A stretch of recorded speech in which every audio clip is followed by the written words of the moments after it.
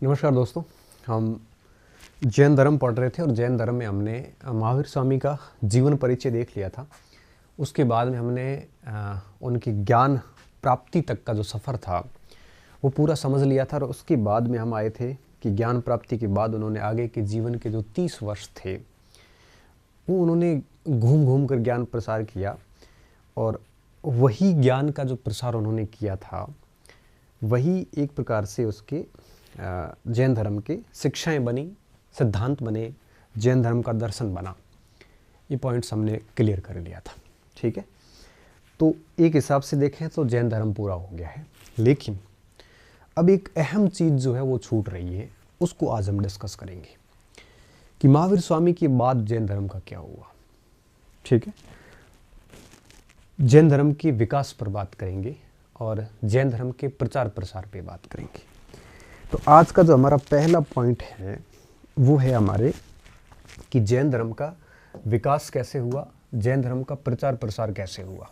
ठीक है, तो सबसे पहला पॉइंट जो आज हम डिस्कस करने वाले हैं, जो पढ़ने वाले हैं, वो है जैन धर्म का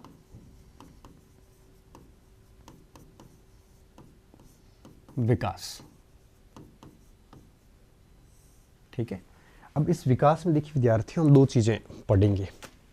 जैन धर्म के विकास में सबसे पहला पॉइंट ये देखेंगे कि जैन धर्म का जो विकास हुआ वो एक सेकेंड,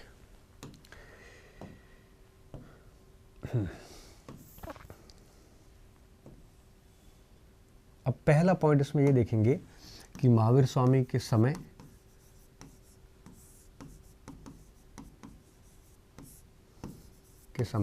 विकास कैसे हुआ, और दूसरा ये देखेंगे महावीर स्वामी के बाद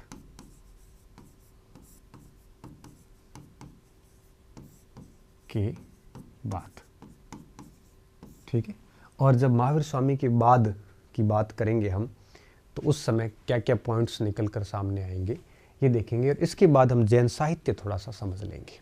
ठीक है, तो जैन साहित्य बाकी है, जैन धर्म का विकास आज हम प्रयास करेंगे कि आज हम बात पूरी कर लें।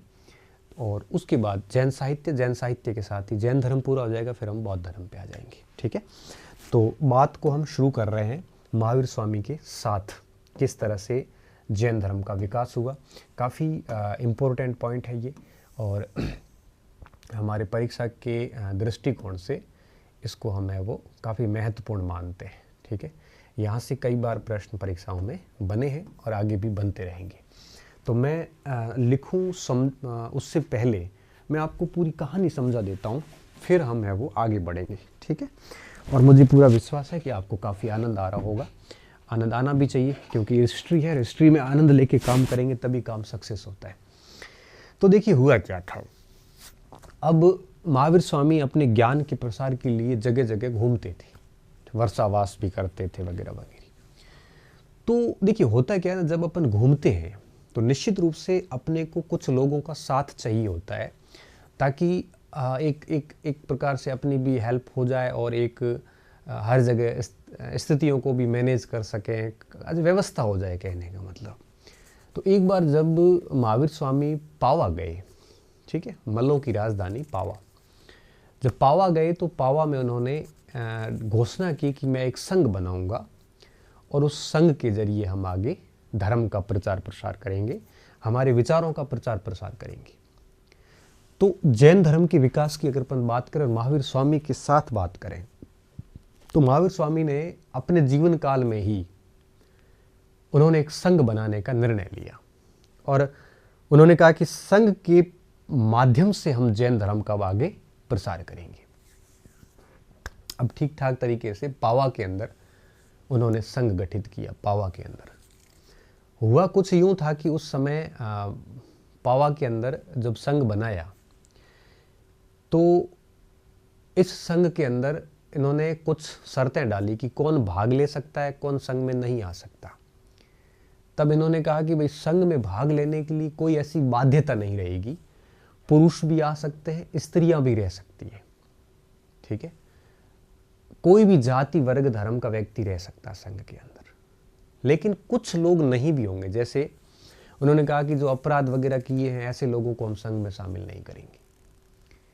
तो इस हिसाब से उन्होंने पूरी दुनिया के मानव को 3 भागों में बांट दिया। एक नाम दिया अव्रती। अव्रती का मतलब ये था कि ऐसे लोग जो अनैतिक कार्यों में संलग्न होते हैं उनको हम संघ में शामिल होने की अनुमति नहीं देंगे। दूसरे अणुव्रती, जो ठीक ठाक तरीके से जैन धर्म के सिद्धांतों का पालन कर रहे हैं, वो सारे संघ में शामिल हो सकते हैं, चाहे वो महिला हो, चाहे वो पुरुष हो, चाहे वो किसी भी धर्म जाति का व्यक्ति हो। और एक सर्वव्रती, वो थोड़े से और उत्कृष्ट कोटि के। तो पूरी दुनिया के मानव को 3 भागों में बांटते हुए कि कौन शामिल होगा संघ में, कौन नहीं होगा, ये करने के बाद फिर उन्होंने कहा कि अब हम संघ को 4 भागों में बांट देते हैं। महिलाओं का संघ अलग, पुरुषों का अलग। महिला और पुरुषों के संघ अलग अलग रखे, क्योंकि उस समय कई ऐसी शिकायतें भी आती थी कि पुरुष लोग महिला जो भिक्षुणियाँ थी उनको घूरते थे, उनके साथ ठीक व्यवहार नहीं करते थे। कई सारे तत्व कंटक तो हर जगह घुस ही जाते हैं। तो उन्होंने इन दोनों को अलग कर लिया। इसमें भी इन्होंने एक व्यवस्था करी कि जो महिला संघ बनेगा उसके भी 2 भाग किए और जो पुरुष संघ बनेगा उसके भी 2 भाग किए। ठीक है, एक भिक्षु, भिक्षुणियाँ जो गृहस्थ आश्रम में गई नहीं है, संन्यास में जी रही है। एक श्रावक, श्राविका जो गृहस्थ आश्रम में है, जो पुरुष गृहस्थ आश्रम में उनका श्रावक संघ, जो पुरुष संन्यास आश्रम में उसका भिक्षु संघ, जो महिलाएं गृहस्थ आश्रम में श्राविका संघ, और जो महिलाएं भिक्षु है वो भिक्षुणिया संघ। ऐसे करके चतुर्विध संघ बनाया। ये सब घटनाएं पावा की विद्यार्थियों। 4 संघ बना दिए, इसलिए इसको हम चतुर्विध संघ कहते हैं। तो कौन शामिल होगा, संघ की 4 कैटेगरी होगी, ये बात हो गई। अब तीसरी बात आई कि इन संघों का उस समय प्रधान महिलाओं का अलग बनाया, पुरुष संघ का प्रधान खुद ही रहे। यही पावा में एक और घटना भी हुई थी। पावा में आगे जैन धर्म का प्रसार कैसे करेंगे, इस हेतु एक और रूपरेखा बनाई गई। संघ तो बनाए, साथ में एक रूपरेखा ये बनाई गई कि अब इस संघ का धर्म का प्रसार करने के लिए, विचारों का प्रसार करने के लिए हम एक ग्रुप बना देते हैं। संघ तो वो होगा जो एक साथ रहेगा। अब इन्होंने 11 ग्रुप बनाए। 11 ग्रुप क्यों बनाए? क्योंकि एक बार पावा के अंदर ही इन्होंने 11 ब्राह्मणों को कहते हैं कि शास्त्रार्थ में पराजित किया। जब 11 ब्राह्मणों को शास्त्रार्थ में पराजित किया, इंद्रभूति, सुधर्मन, इस टाइप से, मैत्रेयी, संभूति, इनको जब शास्त्रार्थ में पराजित किया तो ये सारे लोग जैन धर्म ज्वाइन कर लेते हैं, जैन धर्म ग्रहण कर लेते हैं। और जब जैन धर्म ग्रहण किया तो उन 11 लोगों को कि 11 ग्रुप बना दिए, समूह बना दिए, और इन समूहों को कहा कि आप चारों दिशाओं में फैलोगे और जैन धर्म का प्रसार करोगे। ठीक है, हम इन्हें 11 गणधर भी कहते हैं, हम इन्हें 11 गंधर्व भी कहते हैं। तो पावा के अंदर पहली बार, ध्यान से सुनना, कि पावा के अंदर पहली बार महावीर स्वामी ने जैन धर्म के प्रचार, प्रसार और विकास की रूपरेखा तैयार की। और इस रूपरेखा के अंतर्गत उन्होंने 2 डिसीजन लिए। एक तो 11 गण बनाए और दूसरा चतुर्विध संघ बनाया। ये सारे कार्य विद्यार्थियों यहीं पे हुए। अब देखिए आगे क्या हुआ। अब ये सब सिस्टम चल रहा था, फिर संघ में कुछ विभेद उत्पन्न हो गए। विभेद कैसे हुए? जैसे पावा के अंदर जब संघ स्थापित हुआ उसके करीबन 12 वर्ष बाद जो जमाली थे, इनके दामाद भी थे और इनके एक प्रकार से भांजे भी थे। हाँ, भांजे भी थे। तो जामाली और इनके बीच में आपस में थोड़ा विवाद उत्पन्न हो गया क्रियामण सिद्धांत के ऊपर, क्योंकि हर बार हर साधु आपकी बात से सहमत हो ये जरूरी नहीं है। तो इस बार क्या हुआ कि जामाली महावीर स्वामी की एक बात से असहमत थे। बात दरअसल ये थी कि महावीर स्वामी ये कहते थे कि अगर कोई व्यक्ति कोई कार्य करता है और कार्य करने की कोई रूपरेखा बनाता है कि मुझे कार्य करना है, उस कार्य के बारे में सोच लिया, तो उस कार्य को होना माना जाए। जामाली इसके खिलाफ थे। जामाली का ऐसा नहीं है, कार्य पूर्ण होने पर ही कार्य होना माना जाए, कार्य के सोचने भर से कार्य का होना ना माना जाए। इससे तो क्या सोचता तो व्यक्ति बहुत कुछ है। इसे क्रियामण सिद्धांत कहते हैं। इस पर इनके बीच में विभेद उत्पन्न हो गया। जब विभेद उत्पन्न हुआ तो जामाली ने वो छोड़ दिया और साथ में चंदाना ने भी 1000 भिक्षुणियों के साथ में जैन संघ से अलग हो गए और उन्होंने एक नया वाद शुरू किया जिसे बहुरतवाद कहते हैं। और जामाली जैन संघ के प्रथम विच्छेदक कहलाए। अभी तक धर्म में विभाजन नहीं हुआ, अभी संघ में विभाजन हुआ है। आगे धर्म में विद्यार्थी विभाजन होगा और दिगंबर और श्वेतंबर बनेंगे। अब इस प्रकार से संघ के पहले विच्छेदक किसे कहते हैं? तब हम कहते हैं जामाली को कहते हैं, क्योंकि क्रियामण सिद्धांत के विरुद्ध उन्होंने बहुरतवाद की कल्पना दी। क्या था मैंने बताया। इसके ठीक 2 वर्ष बाद में तिस गुप्त नामक व्यक्ति और महावीर स्वामी के बीच में जब विवाद उत्पन्न हुआ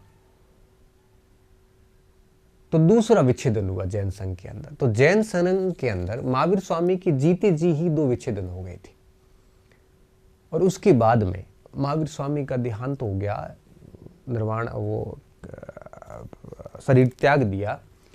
उसके बाद में फिर जैन संघ में इस कदर फूट पड़ी कि धर्म के 2 भाग हो गए और महावीर स्वामी की मृत्यु के बाद जैन धर्म 2 भागों में बंट गया, श्वेतंबर और दिगंबर। उसको भी हम समझेंगे, वो भी विकास की यात्रा में आता है। और इस तरह से जैन धर्म आगे फैलता गया, हजारों शाखाएं बनती गई और देखते ही देखते जैन धर्म जो है वो काफ़ी भारत में काफ़ी लोकप्रिय भी हो गया और हर स्थानों पे अलग अलग शाखाएं बननी शुरू हो गई।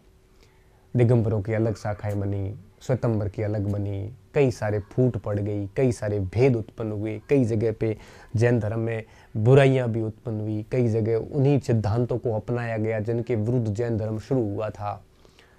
तो कहने का मतलब ये है कि जिस रूप में महावीर स्वामी ने इसको स्थापित किया था उस रूप में जैन धर्म एक प्रकार से आगे नहीं बढ़ा।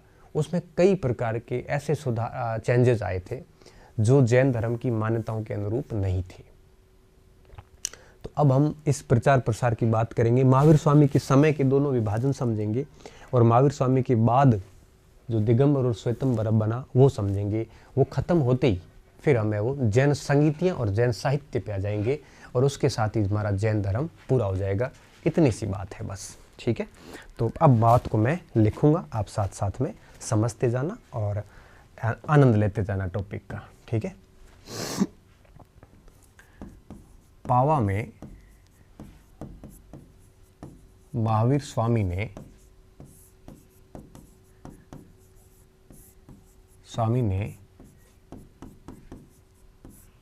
जैन धर्म के विकास या प्रचार प्रसार कह दो की रूपरेखा बनाई। इसमें या इसके अंतर्गत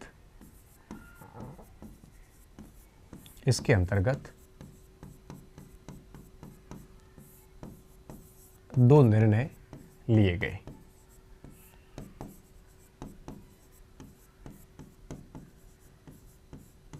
ठीक है, कितने? 2 निर्णय लिए गए जिनको मैं अलग स्लाइड पे ले आ रहा हूं क्योंकि इसमें पूरा नहीं होगा ये। ठीक है, अब 2 निर्णय कौन से लिए गए? पहला निर्णय,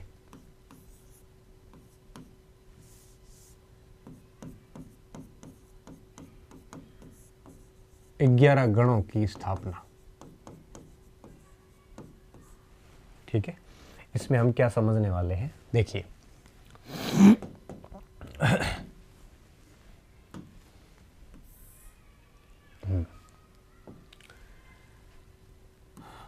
पावा में महावीर स्वामी ने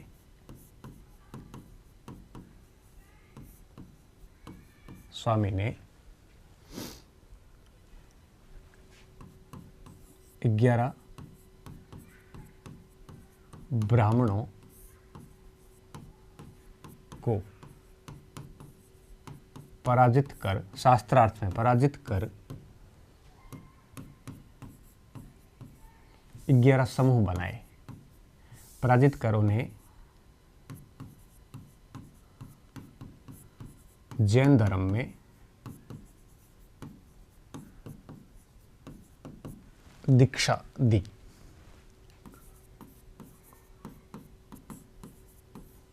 तथा इनके नेतृत्व में 11 गण अथवा समूह अथवा गंधर्व का गठन किया, जिनका कार्य जैन सिद्धांतों का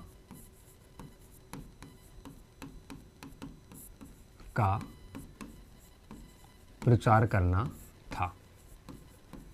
देखिए, हमने जब पार्श्वनाथ पढ़े थे तो मैंने आपको कहा था कि पार्श्वनाथ ने 4 गण स्थापित किए थे, ठीक है ना।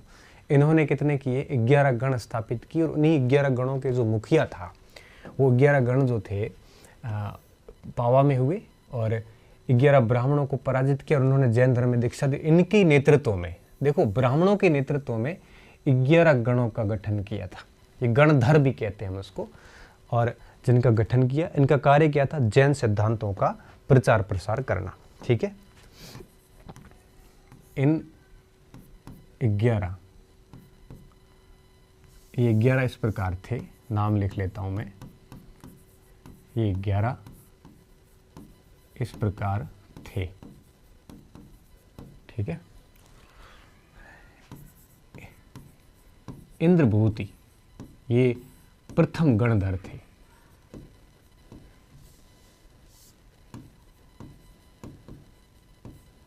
प्रथम गणधर, ठीक है। इंद्रभूति के बाद में तो दूसरा नंबर आएगा, वो आएगा आपके अग्निभूति। अग्निभूति, वायुभूति,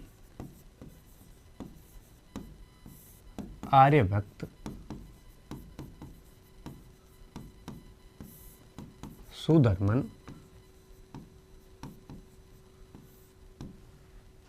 मैत्रेयी, संप्रभूति,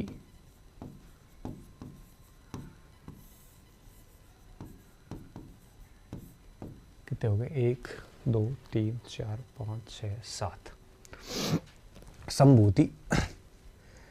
इसके अलावा मंडिक पुत्र, मौर्य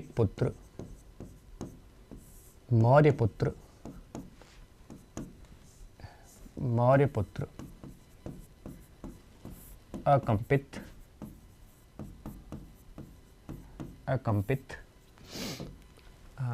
इंद्रभूति 1 2 3 4 5 6 7 8 9 10, अकंपित 10। और आपके मैत्रेयी,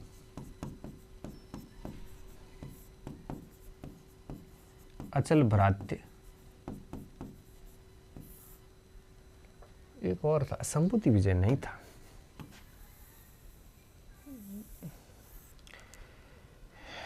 इत्यादि,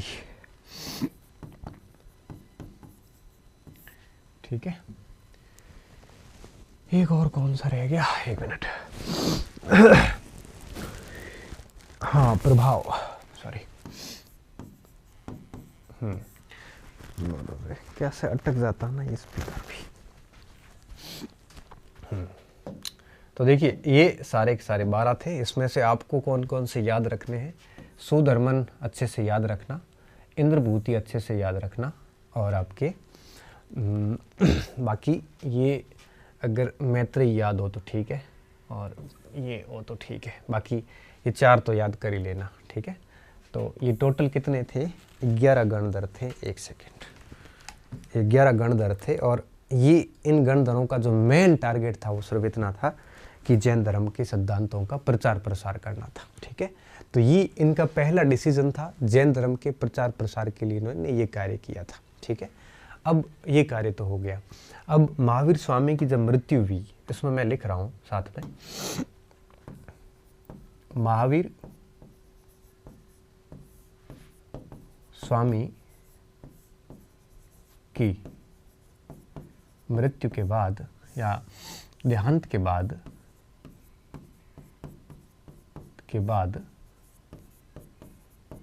या देहांत के समय या देहांत के साथ इंद्रभूति भी केवलीन हो गए।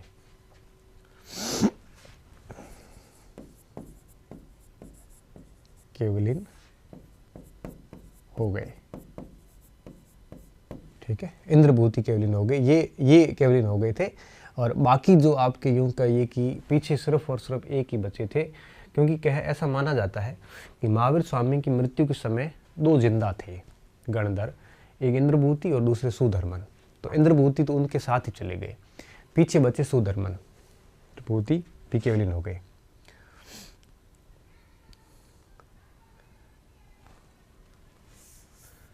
इस प्रकार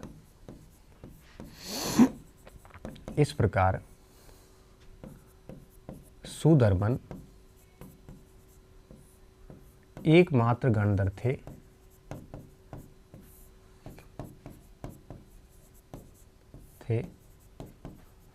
जो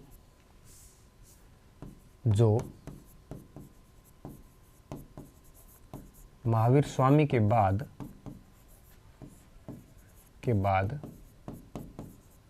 भी जीवित थे।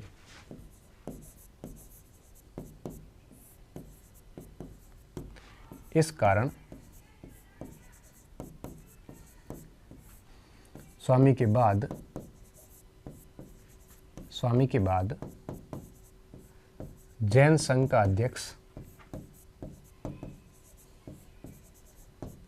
अध्यक्ष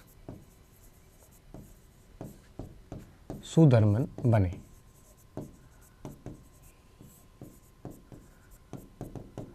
और 20 वर्षों तक बने रहे।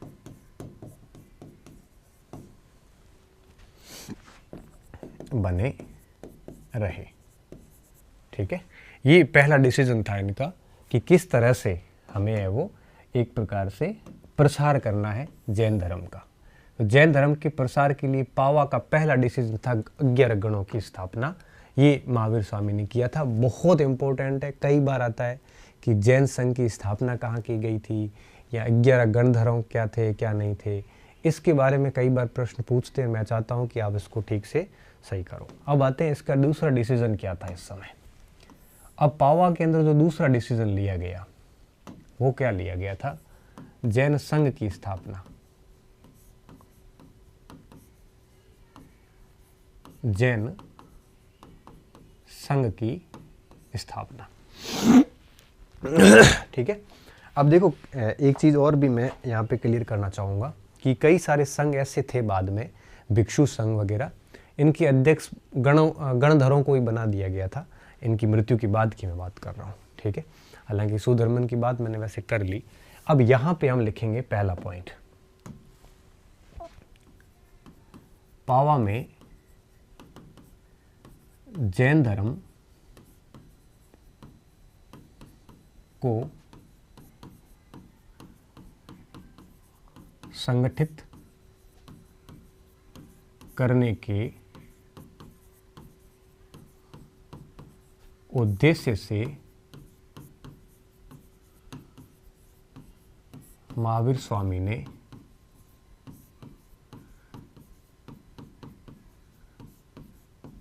जैन संघ की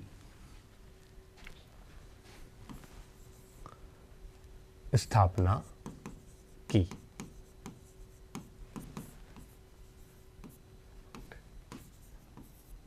चूंकि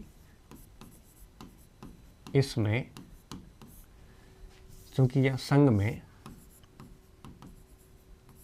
में 4 श्रेणियां थी,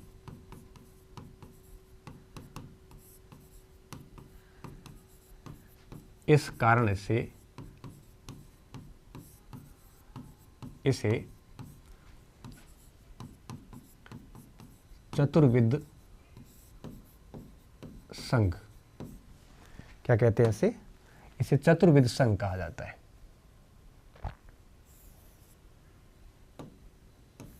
इसे क्या कहते हैं हम? चतुर्विध संघ कहते हैं, चतुर्विध संघ कहा जाता है। ठीक है, अब इसमें 4 संघ कौन कौन से थे? अब इसमें बताने की मुझे आवश्यकता नहीं है, फिर भी मैं बता देता हूं एक बार। एक तो था भिक्षु संघ, ठीक है, इसे अपन परिव्राजक बोलते हैं। ये वो लोग थे जो गृहस्थ जीवन में नहीं गए, सन्यासी जीवन, साधु जीवन जी रहे थे। भिक्षु समझ ही गए होंगे आप। अब भिक्षु। दूसरा जो था वो आपके श्रावक, श्रावक, जैसे अपन अयाजक भी बोलते हैं, अयाजक। ठीक है, तो ये तो दोनों पुरुषों के संग हो गए। ठीक है, ये पुरुषों के संग थे, पुरुषों के संग। अब दूसरा था महिलाओं का संग। महिलाओं के संग में भिक्षु की जगह लिख लेंगे हम भिक्षुणी। इसे हम आरिका भी बोलते हैं। ठीक है, और चौथा भिक्षु, भिक्षुणी हो गया, श्रावक, श्राविका। भिक्षुणी, भिक्षुणी, ठीक है, श्रावक, श्राविका। श्राविका के लिए ऐसा कोई विशेष शब्द आया नहीं अभी। तो देखो, ये दोनों हो गए महिलाओं के लिए।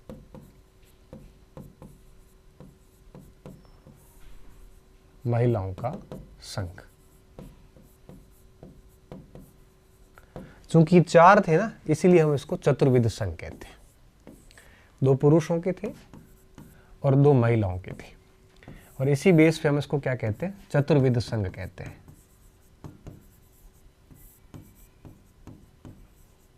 ठीक है, चतुर्विध संघ। इसमें हम आगे क्या ध्यान रखेंगे कि इसमें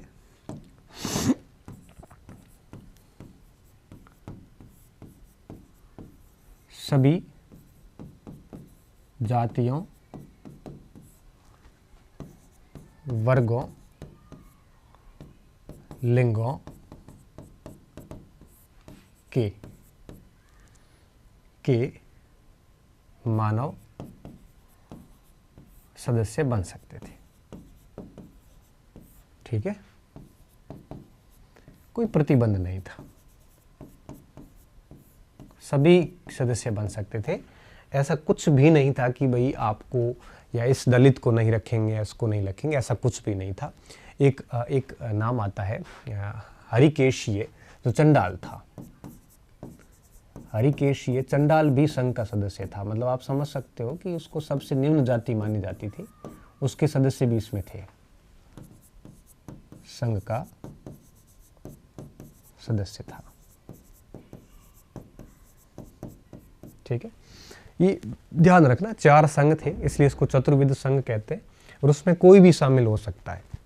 आजकल क्या सवाल ऐसे बनते हैं, निम्नलिखित में से कौन सा कथन संघों के संबंध में सही नहीं, फिर आता है उसमें ये नहीं थे, उसमें वो शामिल था, ये था। संघ के नियमों से सवाल बनते हैं, तो हमें थोड़ा सजग रहना है कि कैसे भी बन सकता है। आजकल पिछली बार तो फर्स्ट ग्रेड में एक सवाल यही नॉर्मली पूछा था मेरे हिसाब से, कि चतुर्विध संघ में की स्थापना कहाँ की गई थी, शायद ऐसा कुछ था।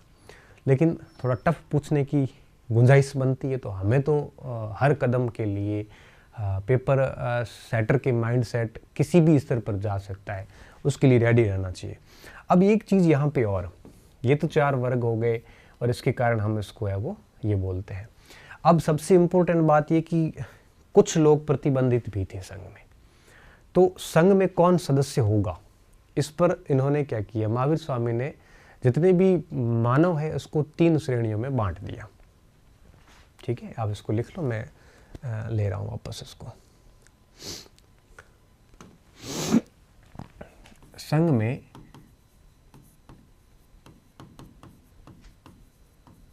सदस्यता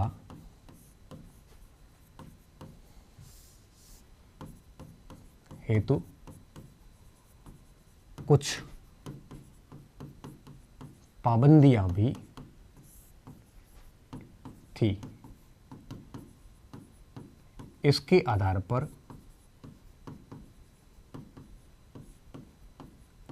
पर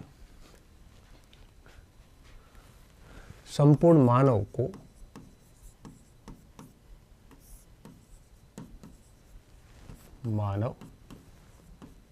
को 3 भागों में विभाजित किया।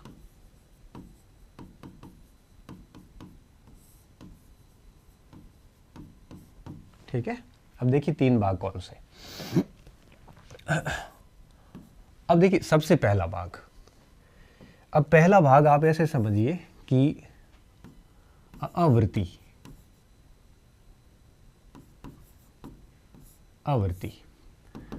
में क्या था? आवृत्ति में ऐसे लोगों को रखा जो अनैतिक कार्यों में संलग्न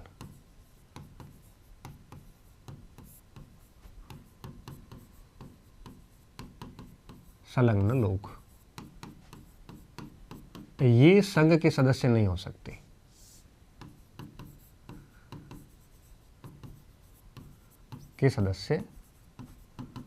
नहीं बन सकते। ठीक है, नहीं बन सकते। अब आता दूसरा, आवर्ती के बाद में अणुवर्ती। ये अंशतः या आंशिक हिंसादी क्रियाओं में संलग्न।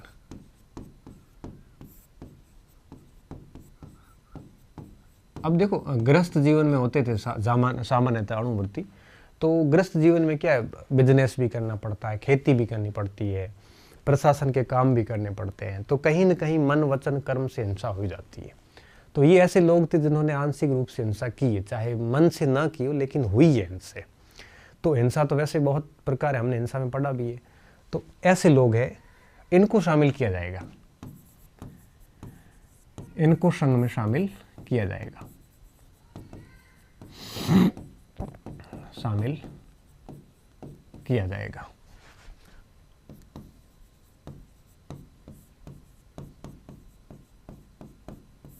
ठीक है, अब आते हैं तीसरे पॉइंट पे, जैसे हम कहते हैं सर्ववर्ती।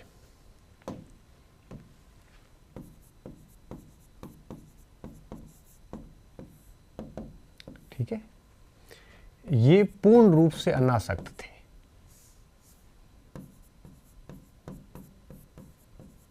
पूर्ण रूप से अनासक्त मतलब कोई हिंसा नहीं की, किसी के प्रति कोई आसक्ति नहीं है, ये पूर्ण रूप से अनासक्त। ठीक है, बिल्कुल भिक्षु टाइप के लोग, और इनको तो संघ में शामिल करना ही है, इनको तो कौन रोकेगा। तो कहने का मतलब ये 3 श्रेणियां तय की गई, आवृत्ति, अणुवृत्ति और सर्ववृत्ति। ठीक है, तो तीनों में से आपके पहली कैटेगरी जो थी इसको शामिल नहीं किया जाता था, बाकी आपके यहाँ पे यूँ कहिए कि सभी को इसमें शामिल किया जाता था, किसी को भी रोका नहीं जाता था। बस पहली कैटेगरी जो थी, ठीक है, इसको शामिल नहीं किया जाता था, बस इस चीज़ का ध्यान रखना है। बस ये कैटेगरी शामिल नहीं थी, बाकी आपके सारी कैटेगरी इस समय शामिल थी। अब हम आते हैं मेन पॉइंट के ऊपर, ये अणुवर्ती, अवर्ती, सर्ववर्ती वगैरह, इसमें आप इसको लिख लो। एक सबसे इंटरेस्टिंग चीज़ आपने जो देखी होगी वो कि भेदभाव तो किसी भी प्रकार का हुआ नहीं, चाहे वो महिलाओं का संघ हो, चाहे वो आपके पुरुषों का संघ हो। लेकिन यहाँ पे कुछ इतिहासकार वगैरह बताते हैं कि महिलाओं को लेकर इनका क्या दृष्टिकोण था जैन धर्म का। तो यहाँ श्वेतांबर अलग मानते थे महिलाओं की स्थिति को, और दिगंबर अलग मानते थे। तो ओवरऑल जैन धर्म में महिलाओं की क्या स्थिति थी, मैं इसी जगह पे इसको, क्योंकि जब संघ की बात चली पड़ी है तो हम यहाँ पे एक चीज़ और नोट करके डालेंगे, और आप इसको नोट करके लिख लेना। मैं अलग स्लाइड पे ला रहा हूँ इस बात को, ठीक है। क्योंकि जब भिक्षुणी संघ की स्थापना की गई थी तो कुछ लोगों को विरोध था कि नहीं करना चाहिए, लेकिन अधिकांश लोगों को इस बात का विरोध नहीं था। तो यहाँ पे जैन धर्म में भिक्षुणियों की क्या स्थिति रही होगी, महिलाओं की क्या स्थिति रही होगी, इस पर कई सारे डिस्कस चलते हैं। ठीक है, तो अपन इस बात को आज अभी यहाँ पे डिस्कस करेंगे कि जैन धर्म में या जैन संघ में महिलाओं की क्या स्थिति थी। देखिए विद्यार्थियों, यह बात आपके इस जैन संघ का ही हिस्सा है, तो आप इसमें साथ में लिख लेना, अलग से हेडिंग देने की ज़रूरत नहीं है। आप इसमें क्या लिखोगे कि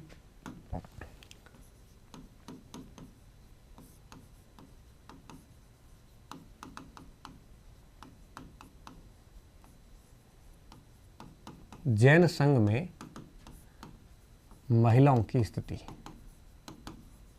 वैसे जैन संघ का अगर अपन बात करते हैं ना, तो सीधा यही पॉइंट आता है जैन धर्म, क्योंकि संघ धर्म को ही रिप्रेजेंट कर रहा था यहाँ पे। तो अगर ये ऐसे लिखा आ जाए ना कि जैन धर्म के अंदर, तो भी एक ही बात है। अब देखिए विद्यार्थियों, हम यहाँ पे दोनों तथ्यों पर बात करेंगे, बुरी स्थिति की भी बात करेंगे और अच्छी स्थिति की भी बात करेंगे। पहले हम अच्छी स्थिति को ले लेते हैं। ठीक है, अच्छी स्थिति में सबसे पहला पॉइंट बेहतर थी, ऐसे करके हेडिंग दे रहे हैं। बेहतर स्थिति थी, ऐसा हम कैसे कह सकते हैं? पॉइंट ये भी गौर करने योग्य है और सवाल बनते हैं। ठीक है, सबसे पहला पॉइंट, अब देखो कल्पसूत्र ग्रंथ है इनका, और कल्पसूत्र के अंदर क्या लिखा है? कल्पसूत्र में लिखा है कि जब महावीर स्वामी का देहांत हुआ, जब उन्होंने शरीर त्याग दिया, तो उसके बाद जो कार्यक्रम हुआ था,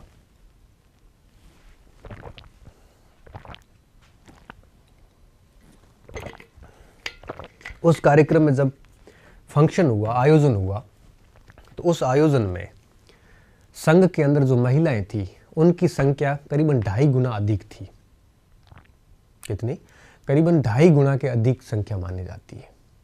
तो अब आप ऐसे समझ सकते हो कि लगभग आपके संघ में महिलाओं की संख्या, साध्वियों की संख्या जैन साधुओं से अधिक थी, ऐसा कल्पसूत्र बताता है। तो इसका मतलब साफ है कि जैनों के अंदर, जैन संघ के अंदर, जैन धर्म के अंदर महिलाओं की स्थिति निसंदेह बेहतर थी।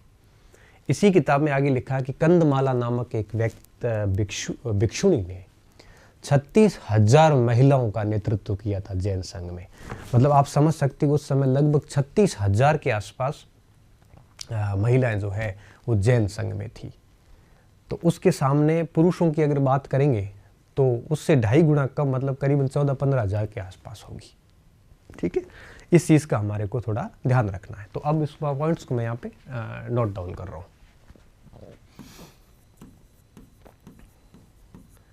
कल्पसूत्र के अनुसार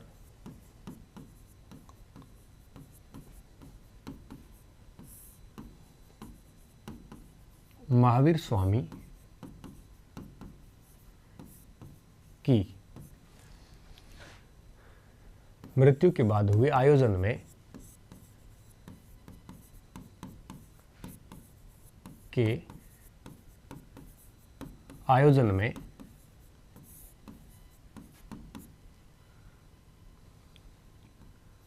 साध्वियों की संख्या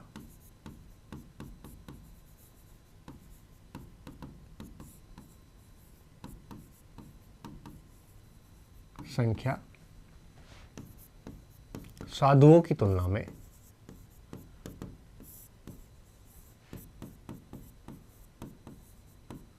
तुलना में 2.5 गुना अधिक थी। उस समय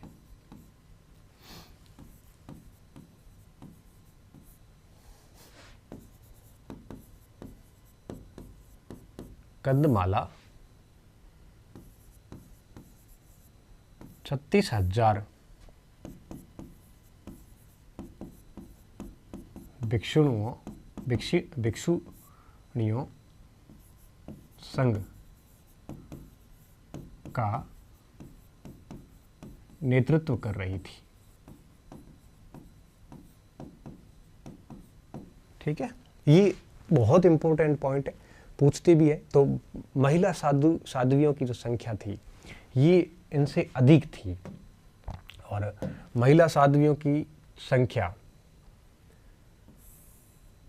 अधिक होना इस बात का संकेत है कि महिलाओं की स्थिति निसंदेह बेहतर थी इस समय। ये एक सबसे इम्पोर्टेंट पॉइंट जो ये बताता है कि जैन धर्म में महिलाओं की स्थिति बेहतर थी, संघों में भी महिलाओं की स्थिति बेहतर थी। ठीक है। अब दूसरी बात जो बताई गई इसमें वो ये बताया गया कि जो श्वेतांबर परंपरा है, श्वेतांबर महिलाओं को केवल्य ज्ञान की अधिकारिणी मानते हैं।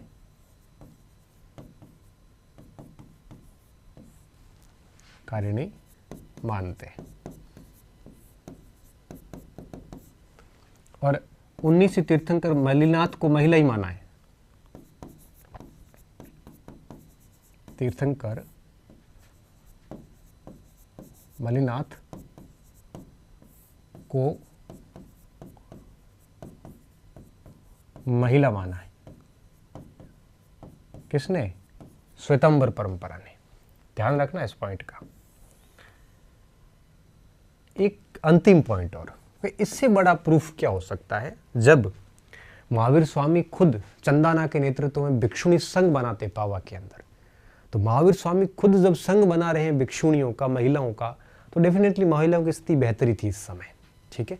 संघ में महिलाओं की स्थिति इतनी खराब नहीं थी जितनी बाद में इतिहासकारों ने दिखाई गई।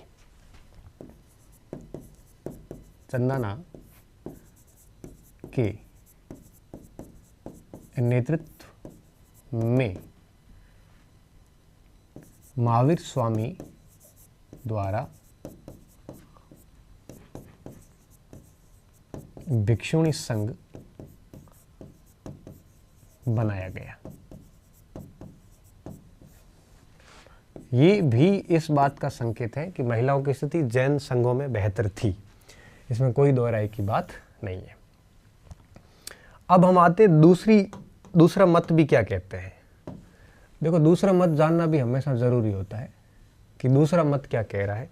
और दूसरा मत जो है वो हम ऐसे लेंगे कि बेहतर मानता है कि बदतर मानता है। तो बेहतर वाला तो हमने देख लिया। अब हम कुछ पॉइंट्स ऐसे लिखेंगे जो ये कहेगा कि जैन संघों में महिलाओं की स्थिति बेहतर नहीं थी बल्कि बदतर थी। ठीक है। अब बदतर स्थिति वाले तथ्य भी देख लेते हैं, ताकि पिछली बार जब मैंने ये फर्स्ट ग्रेड में पढ़ाया था एक बार इसको लेके, तब कई सारे स्टूडेंट ने ऐसे बोला था मेरे को, सर ज़्यादा हो गया, ऐसा नहीं आता। फिर मेरे हिसाब से कॉलेज लेक्चर में सवाल एज इट इज़ आया, तब महत्व तो पता चला उस बात का कि ठीक पढ़ाया था। वो आने के बाद महत्व तो हमें पता चलता है। ठीक है। तो 3 कथन थे इस समय कल्पसूत्र के अनुसार, श्वेतांबर महिलाएं और चंदाना वगैरह। ठीक है। अब जो सबसे बड़ा दुर्गति का जो मेन हम बताते हैं वो इसलिए बताते हैं कि दिगंबर परंपरा जो है वो महिलाओं के हमेशा खिलाफ रही है। दिगंबर परंपरा ये मानती है कि जो जैन धर्म है इसमें महिला केवल्य के अधिकारी नहीं हो सकती। पूछा क्यों नहीं हो सकती? क्योंकि जैन दिगंबर शाखा ये कहती है कि अगर किसी जैन को केवल्य प्राप्त करना तो उनको वस्त्रों का त्याग करना पड़ेगा, और महिला वस्त्र त्याग नहीं कर सकती। ठीक है। क्योंकि उसको मासिक पीरियड की समस्या रहती है और इस वजह से वो अपवित्र है और वो कभी भी अधिकारिणी नहीं बन सकती। तो ये सोच है दिगंबर परंपरा की, और दिगंबर परंपरा की इस सोच के कारण हम कई बार ये भी कहते हैं कि जैन संघों में महिलाओं की स्थिति ठीक नहीं थी। इवन वो ये भी कहते हैं कि 19वें तीर्थंकर मलिनाथ नहीं थे। मलिनाथ तो थे लेकिन वो महिला नहीं थे, ऐसा भी हम कहते हैं। ठीक है। तो अच्छा, एक चीज और, जब भी कोई महिला गलती कर देती थी तो उसके प्रति जो दंड थे वो थोड़े कड़े दंड थे संघ में। और एक और पॉइंट, अगर कोई जूनियर भी अंदर आ गया ना भिक्षु, तो सारी सीनियर वरिष्ठ महिलाएं भी उनको खड़े होकर सम्मान देना पड़ता था संघ के अंदर। ऐसा उल्टा नहीं था, मतलब अगर कोई सीनियर साध्वी आ गई ना तो जूनियर कितने भी हो वो सम्मान नहीं देते थे। लेकिन अगर साधु अगर छोटा भी आ गया ना तो कई सीनियर जो साध्वियां थी वो उसको सम्मान देना ही पड़ता था। इससे ये लगता है कि कहीं न कहीं समानता नहीं थी, जैन संघों में असमानता थी, भेदभाव स्पष्ट रूप से होता था। तो इस बात को आप आराम से कह सकते हो कि असमानता थी। वो कैसे थी अपन देख लेते हैं। दिगंबर परंपरा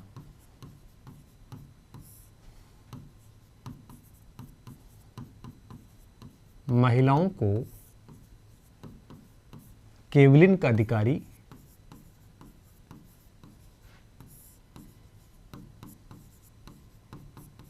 अधिकारिणी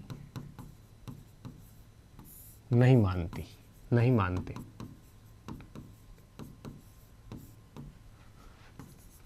उनके अनुसार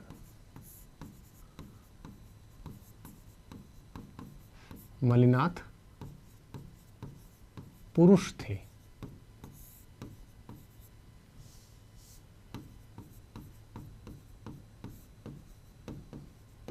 पहली बात। दूसरी बात कि जो आप उसको ऐसे कह सकते हो, कनिष्क भिक्षु या जूनियर साधु अगर प्रवेश करता था तो सभी सीनियर उसको सम्मान देती थी। ठीक है, तो अपन उसको ऐसे लिख सकते हैं कि जब संघ में जब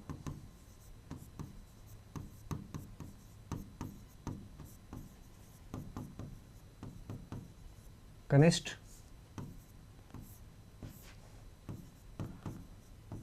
परिव्राजक प्रवेश करता था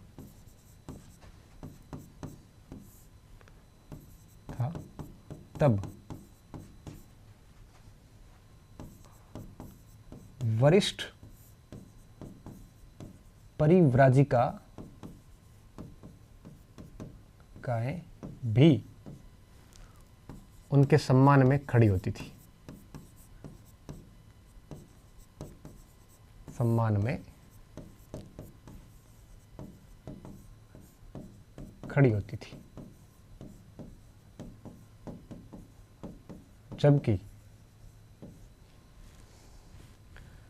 जबकि परिव्राजिका को यह सम्मान नहीं था, को यह सम्मान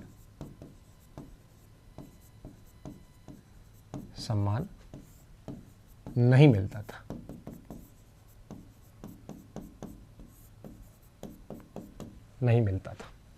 अतः संघ में महिला ली भली थी, लिंग भेद था, असमानता थी। ठीक है, 2 पॉइंट्स हो गए। तो ये 2 मेन पॉइंट थे जिसका आपको ध्यान रखना है कि जैन संघों में महिलाओं के क्या हाल थे। तो मैंने आपको ये बता दिया कि क्या क्या मैटर था इस समय, जिसको आपको बढ़िया तरीके से ध्यान रखना है। ठीक है, तो अब देखिए जैन संघों की बात चल रही है और हम पॉइंट हैं इस पे कि महावीर स्वामी के समय क्या हुआ और महावीर स्वामी के बाद क्या हुआ। अभी हम चल रहे हैं महावीर स्वामी के समय क्या हुआ। तो महावीर स्वामी के समय 11 गणधर बनाए गए और साथ में जैन संघों की स्थापना की गई। चतुर्विध संघ था, कौन सदस्य हो सकते हैं, महिलाओं की और पुरुषों की स्थिति में क्या भिन्नता थी संघों के अंदर। अब एक नेक्स्ट पॉइंट और भी लेंगे, जैन संघों में ही है। ठीक है, जैन संघों में फूट, संघों में फूट का मतलब हुआ, जैन संघों में फूट का मतलब ये हुआ कि क्या कभी जैन संघ में विभाजन भी हुआ है? बिल्कुल हुआ है, और कैसे हुआ ये हम देखते हैं। अब देखो जैन संघों में विद्यार्थियों 2 बार फूट पड़ी है। ठीक है, पहले लेते हैं हम प्रथम बार,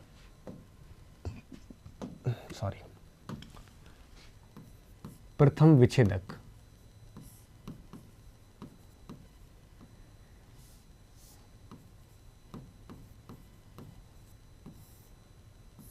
ठीक है, या इसको आप प्रथम फूट भी कह सकते हो।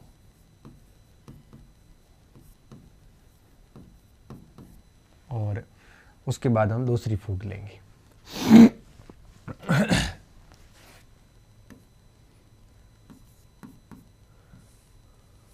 जामाली द्वारा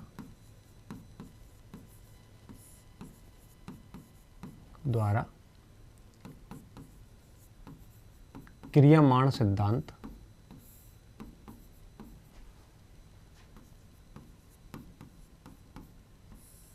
क्रियामाण सिद्धांत क्या था? इसका मतलब सीधा यही था, एक सेकेंड,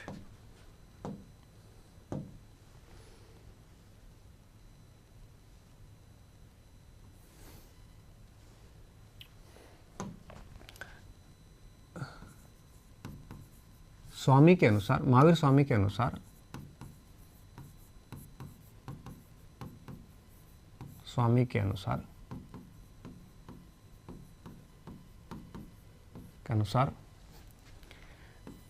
कार्य के सोचने भर से कार्य का होना माना जाएगा।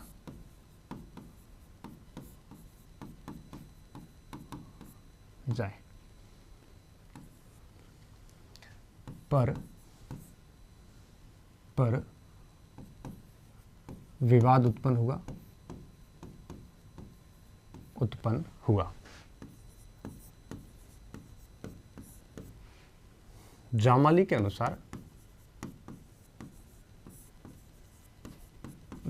अनुसार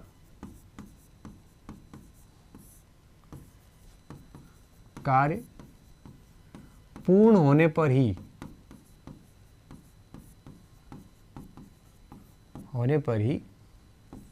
कार्य होना माना जाए। ठीक है, माना जाए।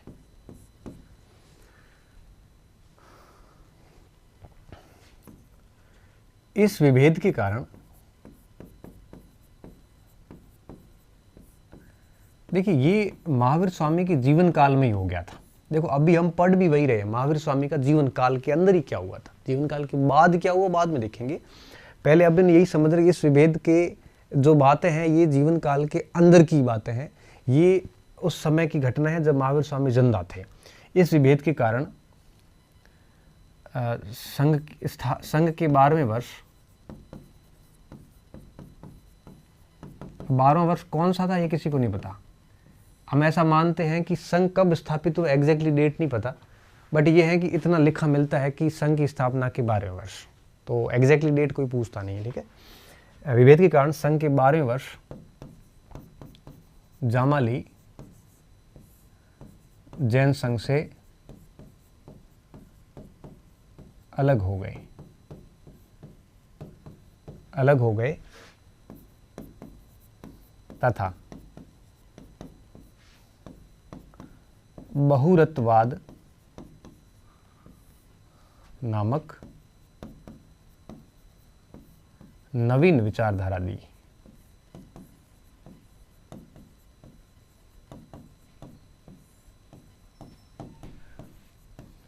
इनके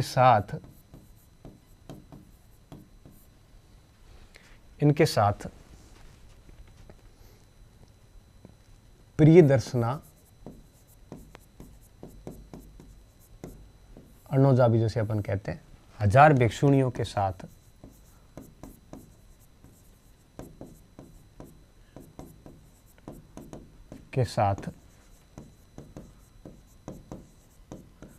जामाली के साथ हो गई।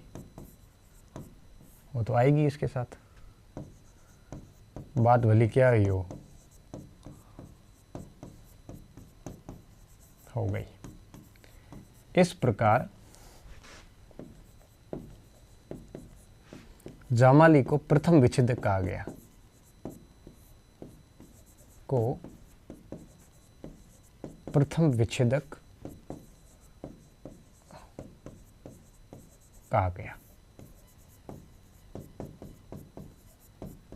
क्लियर? तो ये प्रथम विच्छेदन था, इसका थोड़ा ध्यान रखना। किस बात को लेके हुआ? क्रियामण सिद्धांत को लेके हुआ। और कब होता है? 12वें वर्ष होता है। बहुरत्ववाद बनाया, इसके साथ में कौन आई? प्रियदर्शना आई 1000 भिक्षुणियों को लेकर, और इस तरह से ये क्या कहलाए? प्रथम विच्छेदक कहलाए। इस चीज़ का आपको ठीक ठाक तरीके से ध्यान रखना है। और अब हम देखते हैं कि दूसरा विच्छेदक कौन सा था। ठीक है, दूसरा विच्छेदक। अब देखिए दूसरे विच्छेदक की अगर अपन बात करेंगे तो हम है वो पाते हैं किसको, तिष्ठगुप्त को। ये तो प्रथम विच्छेदक थे। अब हम दूसरे विच्छेदक की बात करते हैं और दूसरा विच्छेदक कौन था, तिष्ठगुप्त।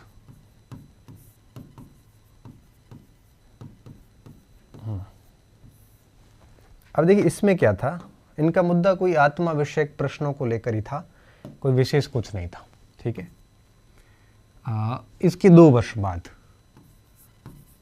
प्रथम विच्छेदन के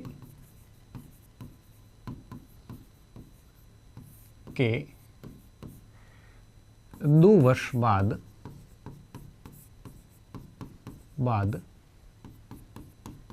तिष्ठगुप्त के नेतृत्व में दूसरा विच्छेदन हुआ।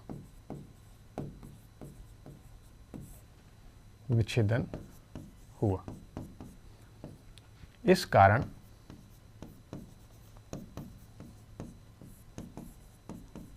तिष्ठगुप्त को दूसरा विच्छेदक कहते हैं।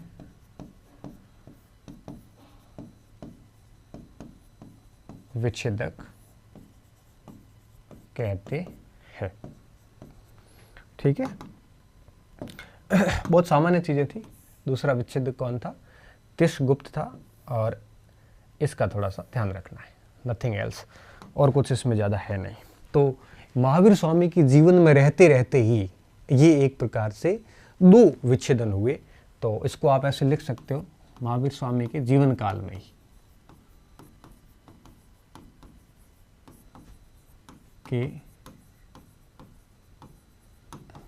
जीवन काल।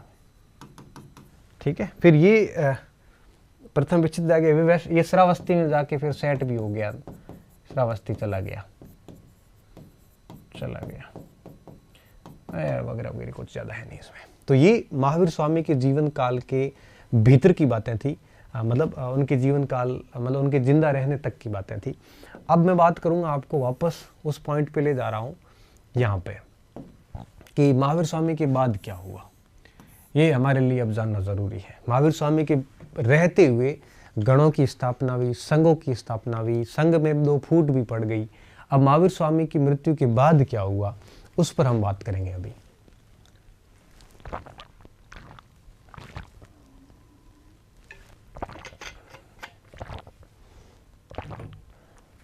ठीक है, महावीर स्वामी के बाद क्या हुआ।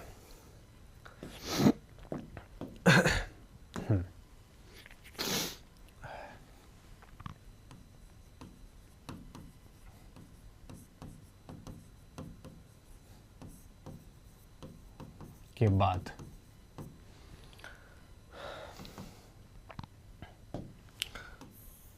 हाँ, ठीक है, अब महावीर स्वामी के बाद क्या हुआ, वो इस चीज़ को हम थोड़ा समझ लेते हैं, फिर आगे बढ़ते हैं हम। ठीक है, अब देखिए महावीर स्वामी की मृत्यु हो गई। मृत्यु के बाद में अब सुधर्मन जो एकमात्र जिंदा गणधर थे, उनको जैन संघ का हेड बना दिया गया, जैन संघ का मुखिया बना दिया गया। ठीक है, और जैन संघ का मुखिया बनने के बाद में सुधर्मन एग्जैक्टली कब बने इसके बारे में कुछ कह नहीं सकते अभी तक। अब 20 साल बाद बने कि 30 साल बाद बने या उसी साल बने, ऐसा कुछ स्रोत मिलता नहीं।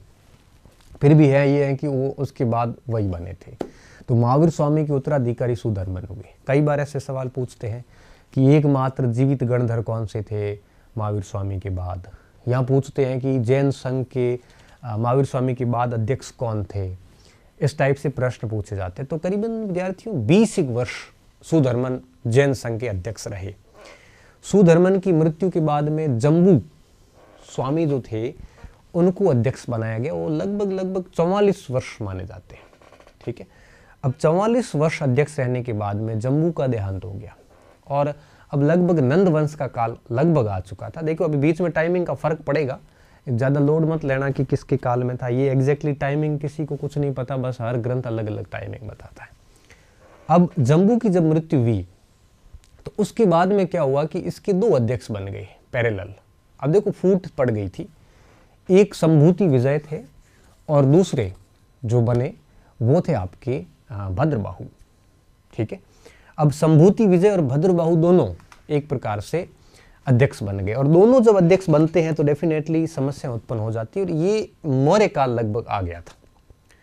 अब एक तरफ संभूति शासन चला रहे थे, एक तरफ भद्रबाहु चला रहे थे, और ऐसी स्थिति में काफ़ी कॉन्ट्राडिक्ट कर रहा था, क्योंकि हर संघ के अपने अलग अलग नियम हो रहे थे, चूँकि नियमों में एकता स्थापित नहीं हो पा रही थी, ऐसी दिक्कतें आ रही थी। तो ऐसी स्थिति में डिसीजन ये लिया गया कि एक ही रखते हैं, और उसी समय कहते हैं कि संभूति विजय का देहांत हो गया।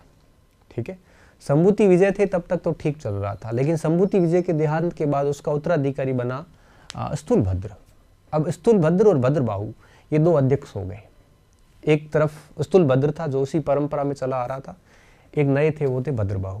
हालांकि नए नहीं थे, वो संभूति विजय के समय से ही थे, लेकिन आप उसको ऐसे समझ सकते हो कि उन्होंने अपना अलग ही काम कर लिया था शुरू। तो जैन संघ के 2 अध्यक्ष हो गए, स्थूलभद्र और भद्रबाहु। और विद्यार्थियों उसी समय उत्तरी भारत में एक भयंकर अकाल पड़ा था, और आपको बहुत अच्छे से पता होगा कि अकाल लगभग 12 वर्ष तक रहता है। ठीक है, और फिर ऐसा माना जाता है कि जब अकाल पड़ा तो चंद्रगुप्त मौर्य ने कहा कि मैं मेरी जनता की जब जान नहीं बचा पा रहा हूँ, जब रक्षा नहीं कर पा रहा हूँ, तो मुझे शासक पद पे रहने का कोई अधिकार नहीं है।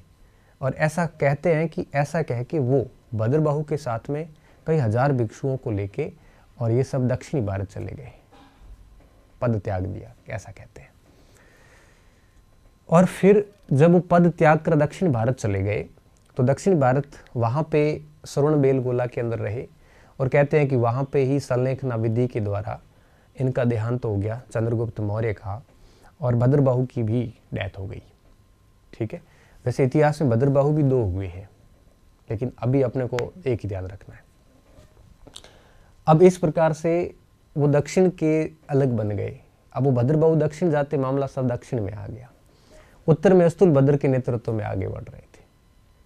और इस स्थिति में फिर आगे देखिए क्या हुआ। फिर आगे आप ऐसे समझिए कि जो उत्तरी भारत के जैन संघ था उनका और दक्षिणी भारत के जैन संघ का विवाद उत्पन्न हो गया, और विवाद इस स्तर पर गया कि आप ऐसे समझिए जैन संघ ही नहीं बल्कि जैन धर्म के 2 टुकड़े हो गए। एक श्वेतांबर बन गए जो स्थूलभद्र के नेतृत्व में, एक दिगंबर बन गया जो आपके भद्रबाहु के जो अनुयायी थे वो सब बन गए, और उसके साथ ही जैन धर्म का विभाजन हो गया। और फिर विभाजन आगे होता ही गया, फिर तेरापंथी, गुमानपंथी, डेरापंथी, इस प्रकार से कई सारे काल, कुलचक्रयान और कई सारे ग्रुप बन गए, और जैन धर्म का विभाजन होता ही गया आगे। ठीक है, और इस दौरान स्थूलभद्र और भद्रबाहु की जो जैन संगीतियाँ होगी, वहाँ पे मैं स्थूलभद्र और भद्रबाहु की और आगे डिटेल में कहानी सुनाऊंगा, लेकिन अभी हमारे को इतना ही यहाँ पे देखना है। ठीक है,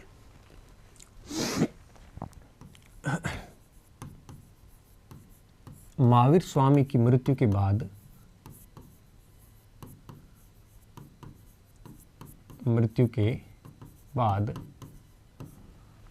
क्या हुआ देखिए।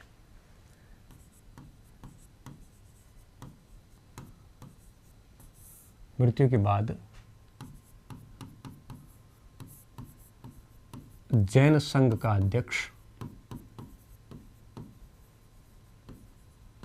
अध्यक्ष सुधर्मन को बनाया, जो कि 20 वर्ष रहे। ठीक है, और सुधर्मन के बाद कौन बना? इसके बाद में जो बना वो था जम्बू, और ये रहा 44 वर्ष। अब देखो जम्बू के बाद कौन बना। जम्बू के बाद में 2 हो गए, ठीक है, कितने? 2 हो गए। कौन कौन? 2। एक हुए आपके संभूति विजय और दूसरे हुए भद्रबाहु, ठीक है।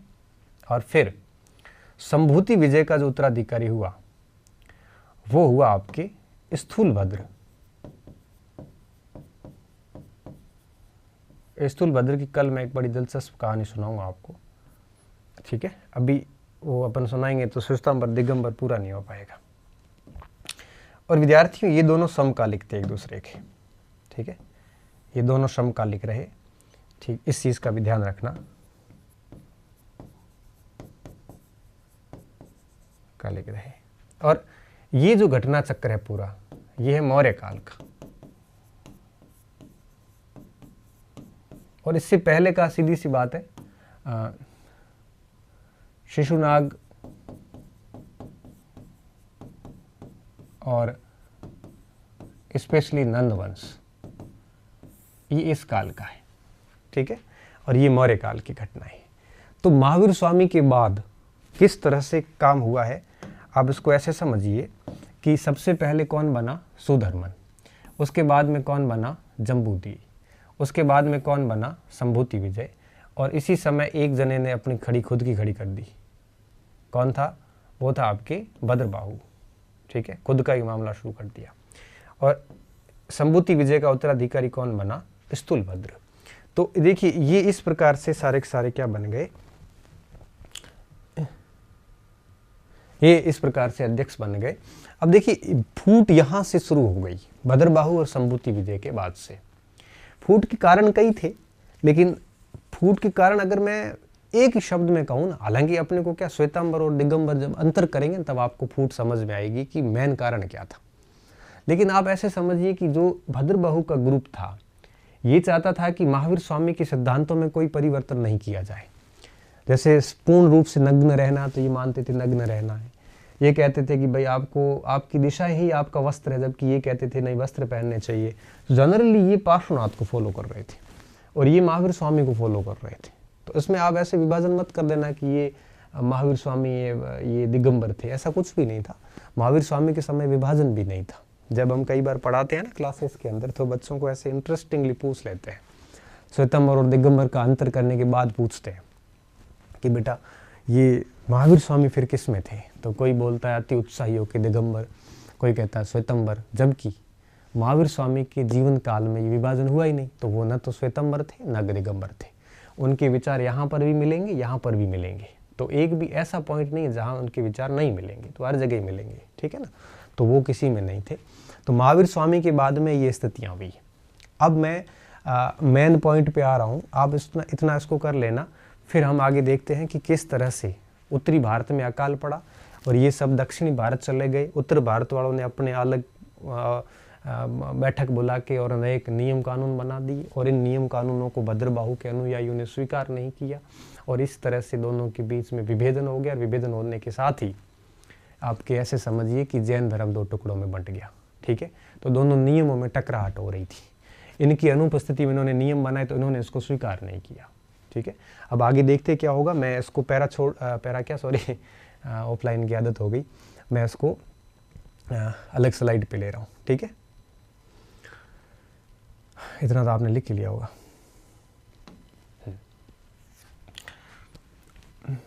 अब देखो, अच्छा एक चीज़ और, प्राचीन भारत की तिथियां महत्वपूर्ण नहीं है। क्यों नहीं है? क्योंकि सारी कॉन्ट्राडिक्ट है। कभी भी तिथि पूछते नहीं है। वो 4-5 तिथियां ठीक ठाक याद रख लेना। बाकी तिथियां तो क्या मोस्टली आधुनिक और मध्यकाल भारत की जो सारी डेटेड है वो थोड़ी याद रखनी है, रिकॉर्डेड है। प्राचीन भारत की तिथियों की बजाय आप थोड़ा सा समझने पर जोर देना।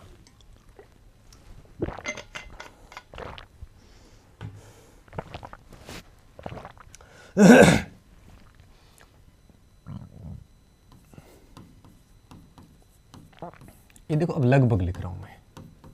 लगभग क्यों लिख रहा हूं? क्योंकि कल मेरे को ऐसे मैसेज मत करना कि सर उस किताब में 311 लिखा हुआ है। ये लगभग है, ये आंकड़े फिक्स नहीं है। ये सारे एक दूसरे से जोड़ तोड़ के बनाए गए हैं। इसलिए प्राचीन भारत में आप कभी तिथि परीक्षा में पूछी भी नहीं मिलेगी। मुश्किल से 10 तिथियां ही हैं जो काम की है, वो मैं बता दूंगा, फिक्स वही है, बाकी कोई तिथि फिक्स नहीं है। गुप्त काल के बाद ज़रूर तिथियाँ मिलनी शुरू हो जाती, लेकिन उसके पहले कोई भी तिथि एग्जैक्टली नहीं है, बहुत ही कम तिथियाँ जो फिक्स है। तो तिथियों का ऐसा कॉन्ट्राडिक्शन चलता रहेगा, ना किताब गलत है ना मैं गलत हूँ, ठीक है, ना आप गलत हो। तो इस हिसाब से समझते जाना इस चीज़ को। में उत्तरी भारत में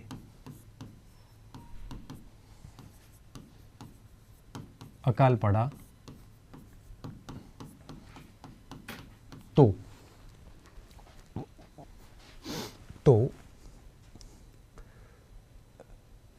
अकाल पड़ा, ये लगभग अकाल पड़ा 12 वर्ष तक है ना, लिख रहा हूँ 12 वर्ष,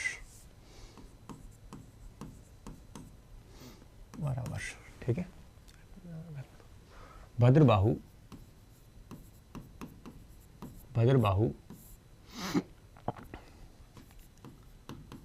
संघ का संपूर्ण दायित्व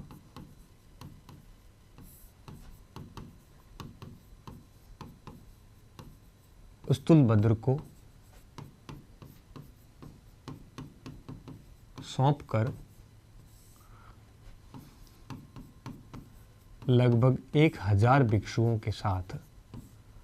अब देखो, मैं चंद्रगुप्त मौर्य की यहाँ बात नहीं बताऊंगा, क्योंकि वो फिर चंद्रगुप्त मौर्य में ही मैं बताऊंगा, ठीक है। 1000 भिक्षुओं के साथ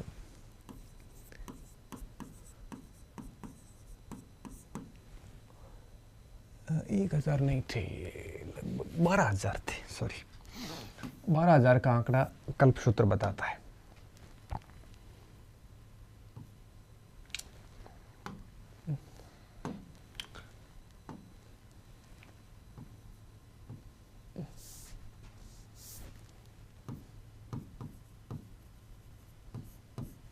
ठीक है, भिक्षुओं के साथ दक्षिण भारत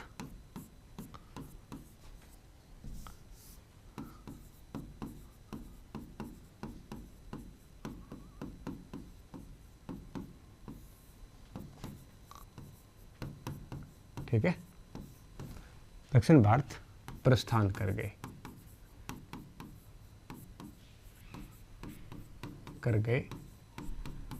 तथा इनके अनुयायी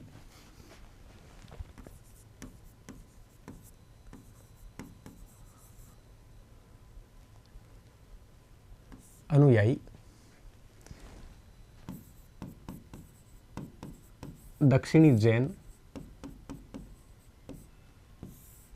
ये बसादी में रहते थे, बसादी आश्रम होते थे इनके दक्षिण भारत में, दक्षिणी में रहते थे उनके, दक्षिणी जैन कहलाए, ठीक है।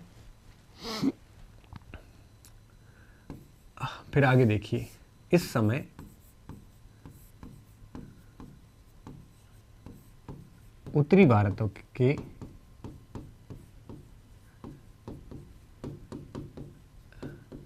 जैनों ने या जैन भिक्षुओं ने उज्जैन में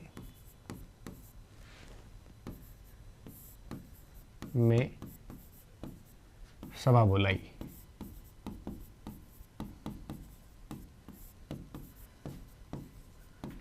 सभा में सभी श्वेत वस्त्र पहन कर आए।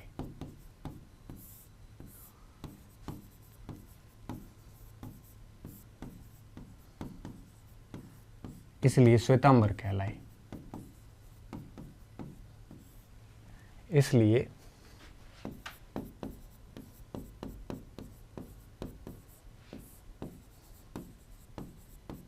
श्वेतांबर कहलाए।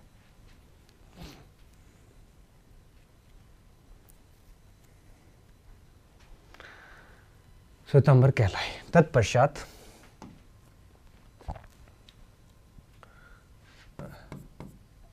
तत्पश्चात जब दक्षिण के जैन जब उत्तर में आए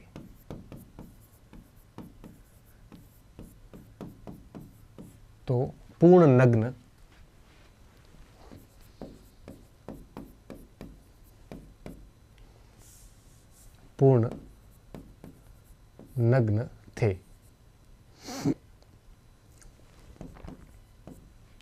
थे। इस प्रकार वस्त्र व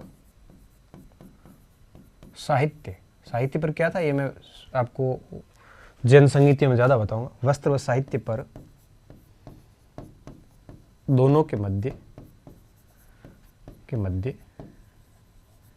विभेद उत्पन्न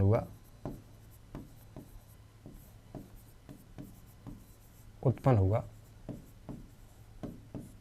जो कि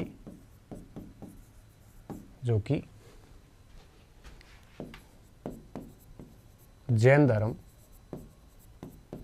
में विभाजन के रूप में सामने आया। अब देखो, धर्म में पहला विभाजन है। अभी तक जो दो विभाजन पड़े थे ना, वो संघ के विभाजन थे, प्रथम विच्छेदक, द्वितीय विच्छेदक। अभी ये धर्म का पहला विभाजन है, ठीक है, में विभाजन के रूप में सामने आए।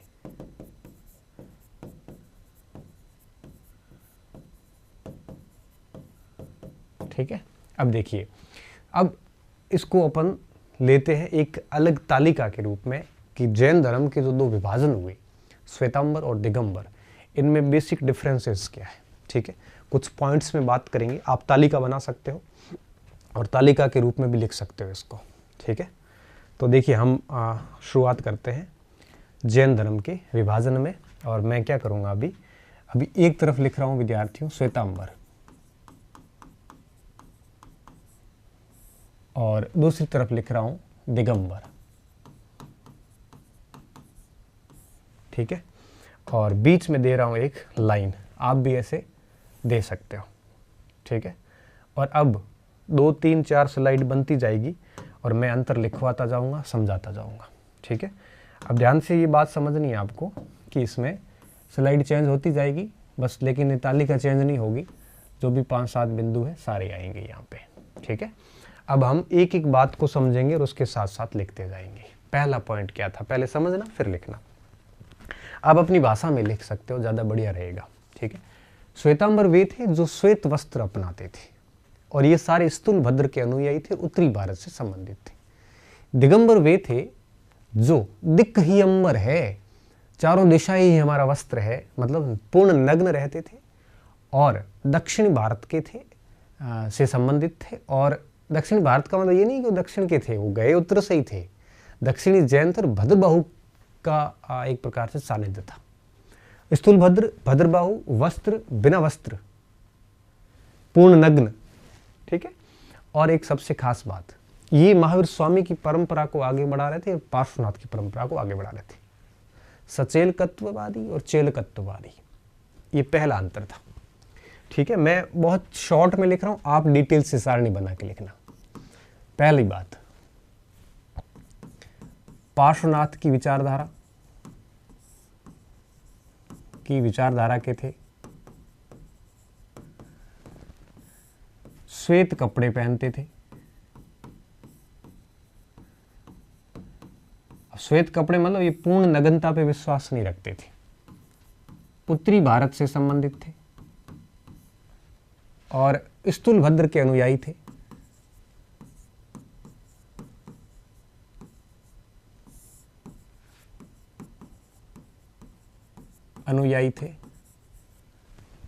इन्हें सचेलकत्व भी कहा जाता है। सचेलकत्व क्यों? क्योंकि सफेद कपड़े पहनते थे। सेम वापस नीचे आ जाएगा। सचेलकत्व।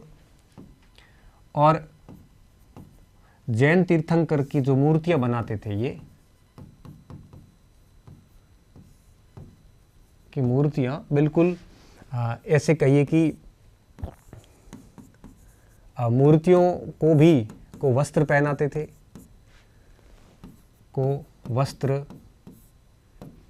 और हीरे या शीशे की आंखें बनाते थे।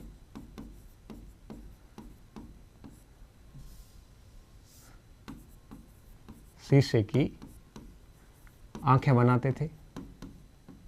ये लोग थे, इन्हें हम कहते हैं श्वेतांबर।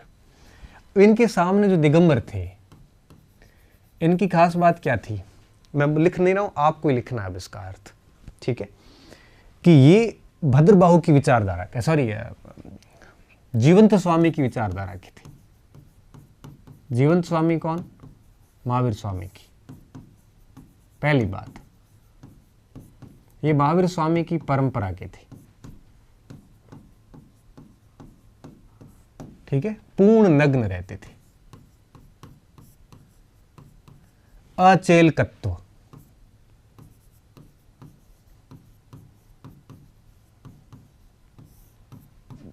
दिशाही वस्त्र, और सबसे खास बात देखिए, मूर्तियां भी नग्न। तीर्थंकरों की मूर्तियां कैसी? नग्न।